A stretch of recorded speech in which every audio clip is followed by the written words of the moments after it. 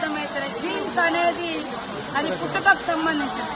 అంటే ఈయనతోటి బీఆర్ఎస్ లో తెలంగాణ వస్తే కొత్త సాంప్రదాయాలు కొత్త విధానాలని చెప్పి వచ్చిన తెల్లారే టీడీపీలో ఉన్నటువంటి వాళ్ళను కాంగ్రెస్ లో ఉన్నటువంటి వాళ్ళను జైన్ చేసుకున్నప్పుడు వాళ్ళు ఏ జైన్స్ అనుకున్నావయ్యా నేను అడుగుతున్నా. 2018లో కూడా కాంగ్రెస్ పార్టీ నుంచి 13 మంది ఎమ్మెల్యేలను జైన్ చేసుకున్నావు. ఇవాళ వాళ్ళ పార్టీ నుంచి రాగానే ఇవాళ రకరకాలు మాట్లాడుతున్నారు. ఫస్ట్ నీ పార్టీలో జైన్ చేసుకున్నటువంటి వాళ్లకు ఏ జీన్స్ ఉన్నాయని నువ్వు జైన్ చేసుకున్నావు. నీకు చిత్తశుద్ధి ఉంటే ఇవాళ కోర్టులో పోయి కొట్లాడుతున్నావు కదా, మరి ఆ రోజు వెంటనే తీసుకొని మంత్రులుగా కూడా చేసారు. ఏది నీ నీతి అంటున్నా కేటీఆర్, నీ నీతి నీ రీతి ఏదయ్యా?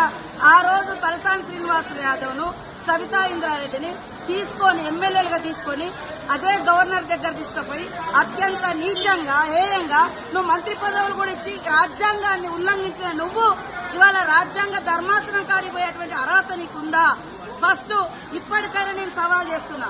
మా పార్టీలోకి వచ్చినటువంటి ఎమ్మెల్యేలు నువ్వు అంటున్నావు కదా, దానికి పునాదిగా నువ్వు కొత్త రాష్ట్రంలో మొత్తం 2014లో 2018లో ఎవరున్నా కూడా పాపం సర్పంచులున్నా, ఎంపీటీసీలున్నా, జెడ్పీటీసీలున్నా, ఎమ్మెల్యేలున్నా, ఎంపీలున్నా అందరినీ భయపెట్టి బలవంతం చేసి రకరకాలుగా తీసుకొని అలాంటి మార్పిళ్లకు శ్రీకారం కొత్త తెలంగాణ చుట్టింది నువ్వు.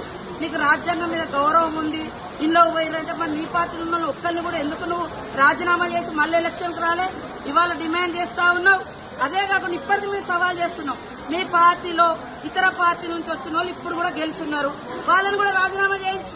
ఆ రోజు మా పార్టీ నుంచి వచ్చిన వాళ్ళు సబితా ఇంద్రారెడ్డి గాని, సుధీర్ రెడ్డి గాని, లేకుంటే ఇతర టీడీపీ నుంచి వచ్చిన తలసాని శ్రీనివాస్ యాదవ్ గాని, మళ్ళా ఇప్పుడు ఎమ్మెల్యేలు ఉన్నారు కదా, ఆ రోజు వాళ్ళు రాజీనామా చేయకుండా మీ పార్టీలకు వచ్చారు కదా, మీ పార్టీలకు ఈ రోజు రాజీనామా చేయించి అప్పుడు మా దాంట్లోకి వచ్చిన వాళ్ళు అడిగితే జనం హర్షిస్తారు. కానీ నీకో నీతి మందికో నీతి అనడం ఇది ఎవరు కూడా హర్షించరు.